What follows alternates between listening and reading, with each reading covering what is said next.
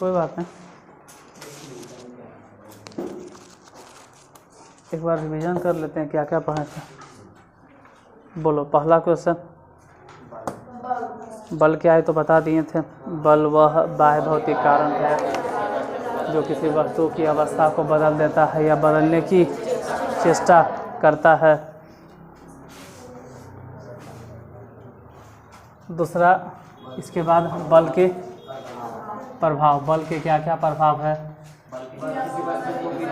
तो उसका देखो एक मिनट ऐसे तो 9th वाले हैं आप लोग हैं तो खींचे के जितना खींचे, लेकिन मेन एक ही कारण है कि बल किसी भी वस्तु की अवस्था को बदल देता है, कहानी खत्म।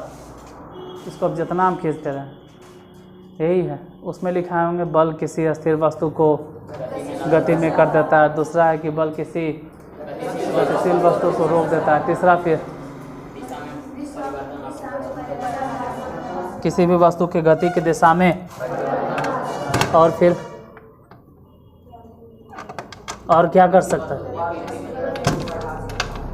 बल किसी वस्तु की गति को बढ़ा सकता है। हाँ मतलब गति में परिवर्तन ला सकता है, हो गया। दिशा में परिवर्तन और साथ साथ गति में भी परिवर्तन। और बोलो कुछ।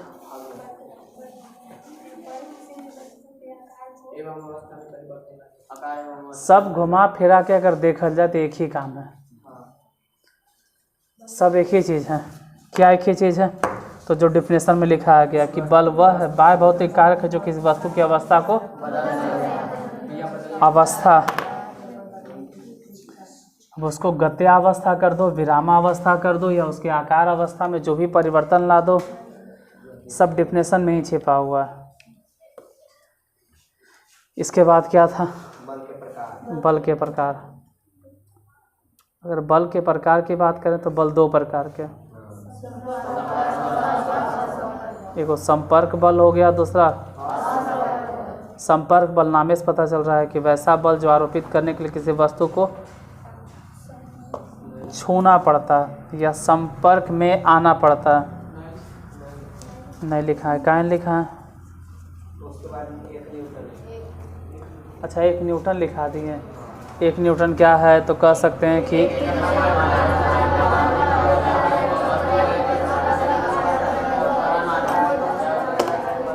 एक किलोग्राम द्रव्यमान वाली वस्तु पर इतना बल आरोपित किया जाए कि उसका वेग, तू ध्यान दो, नहीं देखो, तू अगर ध्यान दोगे, किसी को ध्यान तरह खींचने के लिए, वो तो हम ही हैं, आपका ध्यान हम ही हैं। तुम किसी का ध्यान और कुछ के हुर्रा मार के नहीं खींच सकते, आराम से छोड़ दो। तुम हुर्रे पे काहे लगा लो।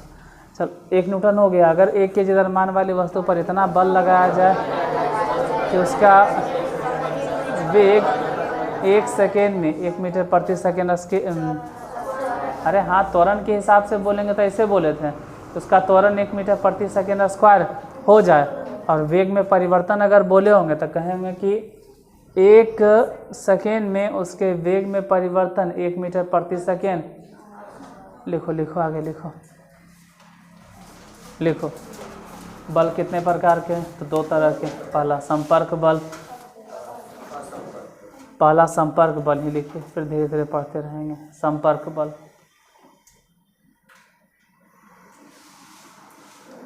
ऐसा नहीं है कि बल यहीं ख़त्म हो जाता है, फिर यही बल तुमको डिटेल में फिर दोबारा मिलेगा, फिर दोबारा डिटेल में पढ़ना रहेगा। आज से 2 साल बाद, मतलब 11 पूरा डिटेल से फिर पढ़ना है, उसमें ज़रा ज़्यादा पढ़ना है। बल शायद 8वां पढ़ना है, घर्षण बल या बल। हाँ तो ऐसा थोड़ा कि 8वां छोड़ो ना, हमारे हिसाब से ऐसा लगता है 7वां या 6ठा में भी पढ़ना है। ऐसा नहीं है कि वही सब चीज़ बल में पढ़ लेना है। 6ठा में थोड़ा सा, फिर 8वां में थोड़ा सा, और अब 9वां में, एक बाद फिर 2 साल बाद 11th में पढ़ेंगे। लिखो संपर्क बल, वैसा बल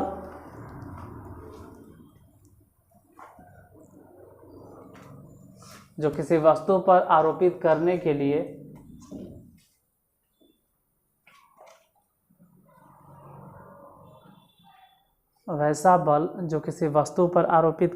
लिए उस वस्तु को छूना पड़ता या उस वस्तु के संपर्क में आना पड़ता। वैसा बल जो किसी वस्तु पर आरोपित करने के लिए उस वस्तु को छूना पड़ता है। वैसा बल जो किसी वस्तु पर आरोपित करने के लिए उस वस्तु को, या फिर कहें कि उस वस्तु के संपर्क में आना पड़ता है। अभी समझे एक चीज़ है, अब हू बहू एकदम यही एकदम एक एक अक्षर थोड़ा रट लेना। हाँ भाई, वैसा बल जो किसी वस्तु पर आरोपित करने के लिए छूना, मतलब किसी वस्तु को छू कर जो बल लगाया जाता है वो है संपर्क। कहाँ एक्सरसाइज रह गया यार, देखना पड़ेगा ना। संपर्क बल किसे कहते हैं, एक बार रिपीट कर लेते हैं। तो वैसा बल जो किसी वस्तु पर आरोपित करने के लिए उस वस्तु को छूना पड़ता है। वैसा बल जो किसी वस्तु पर आरोपित करने के लिए उस वस्तु को छूना पड़ता है। तो बल हो गया दो तरह के। पहला बल हो गया संपर्क बल, वैसा बल जो किसी वस्तु पर आरोपित करने के लिए उस वस्तु को छूना पड़ता है। असंपर्क बल, इंग्लिश में अगर कहें तो कॉन्टैक्ट फोर्स, उधर अगर बोले तो नॉन कॉन्टैक्ट फोर्स। थोड़ा सा बड़ा हो जाओगे, मतलब 2 साल बाद, तो फिर पता चलेगा कि इसी को हम लोग बोलते हैं फील्ड फोर्स। FEILD, फील्ड की स्पेलिंग पता नहीं, यही होगा फील्ड फोर्स। क्यों कहते हैं नहीं कहते हैं वो तो 11 से ही आपको पता चल जाएगा, क्योंकि वो दूरियस लगता है। ये जो फोर्स है ना, ये फील्ड बनाता है। ये जो फोर्स है ये 3 गो फील्ड बनाता है। एगो तो हो गया जो आपको अभी पढ़ना है, ये तो आपको पढ़ना है, ये तो 9वां में पढ़ना है, गुरुत्वाकर्षण बल। ये फील्ड बनाएगा, ये फील्ड बनाएगा, उसको बोलेंगे ग्रेविटेशनल फील्ड। फिर होता है अस्थिर वैद्युत बल।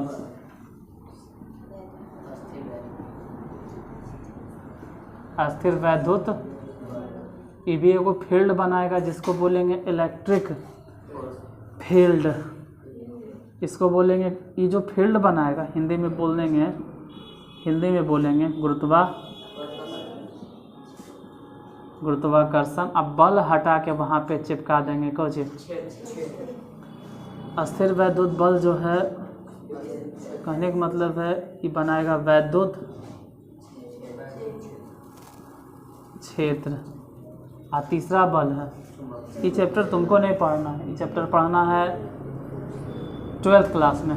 10th में भी थोड़ा सा नहीं पढ़ना है, ये है 10th में, मेन 12th में। और तीसरा चुंबकीय, पता नहीं कैसे लिखा आता है चुंबकीय, हर्षिकार या दुर्घिकार, हमको भी नहीं मालूम है हर्षिकार या दुर्घिकार। हर्षिकार पता नहीं किधर से होता है, दुर्घिकार चुंबकीय। इंग्लिश जानते हैं, इंग्लिश में अगर बोलोगे तो फट दबर लिख देंगे मैग्नेटिक फोर्स।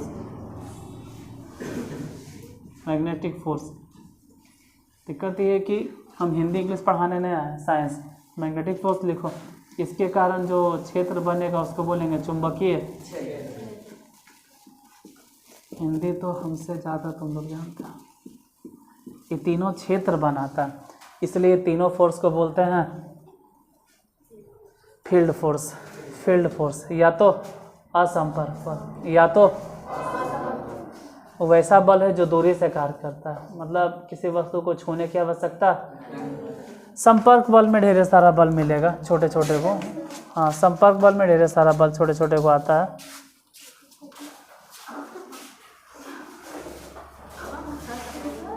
संपर्क बल में छोटे छोटे को ढेर सारा बल आता है। जैसे ढेर सारा बल है, जैसे पेशीय बल,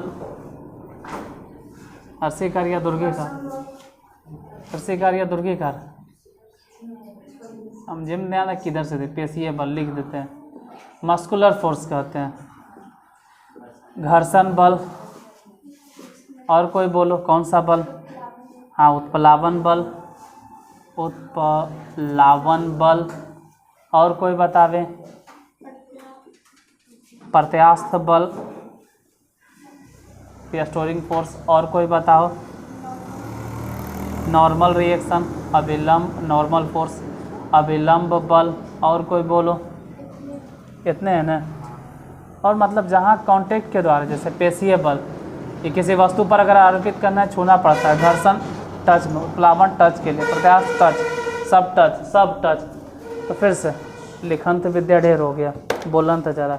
बल दो तरह के, एक संपर्क बल और दूसरा संपर्क बल किसे कहते हैं?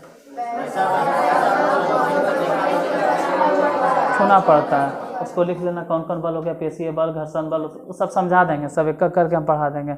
दूसरा इधर आता है असंपर्क बल किसे कहते हैं? लिख लीजिए। असंपर्क तो अपने से भी लिख लोगे, फिर भी हम बोलते हैं, लिख लो। असंपर्क बल किसे कहते हैं? वैसा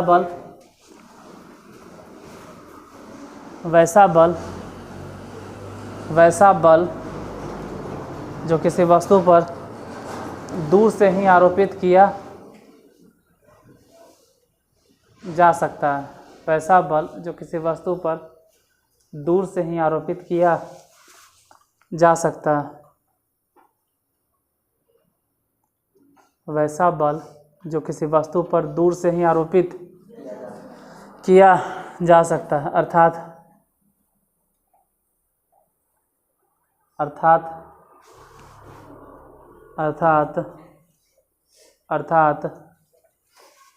किसी वस्तु पर बल आरोपित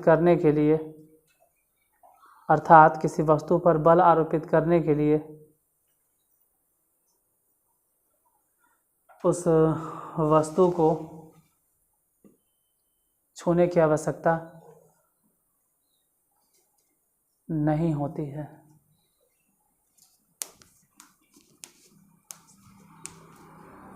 संपर्क बल किसे कहते हैं? एक बार रिपीट करें तो वैसा बल जो किसी वस्तु पर आरोपित करने के लिए उस वस्तु को छूना पड़ता है। इसमें क्या बताना है, तो एक ही लाइन में क्लियर।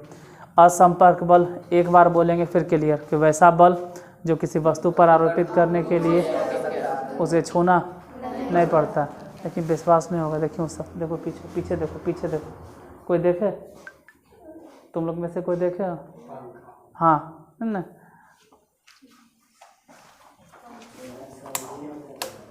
देखो, अब देखो उन्हीं लोग हैं बंद करेला। Come to the point. हम एक दिन बोल रहे थे ना, नहीं तुम लोग में नहीं, किसी में बोले थे, तुम ही लोग के, तो उन्हीं में से कोई हमको टोका था, सर बंद कर दीजिए। ये तो बोल रहे, लेकिन तो था। हाँ, उधर देख रहे हो ना पीछे तक साथ, अभी और ज़्यादा अजीब है। हमरा क्या है, हम तो सब में ढल जाते हैं, जाड़ा रहे, गर्मी रहे, बरसात रहे, हम हर तरह से ढल जाते हैं।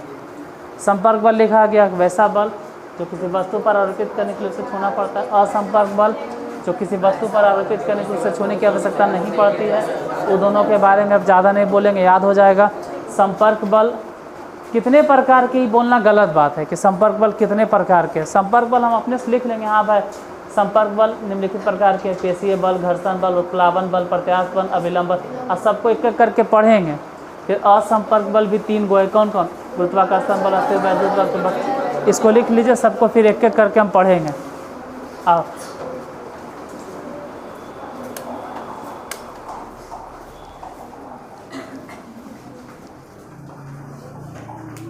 लिखो उसको। हाँ,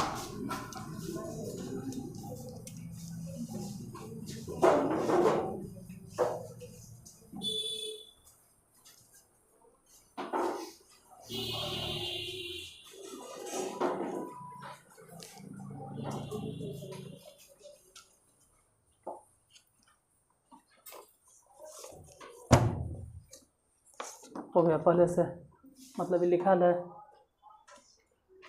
ठीक।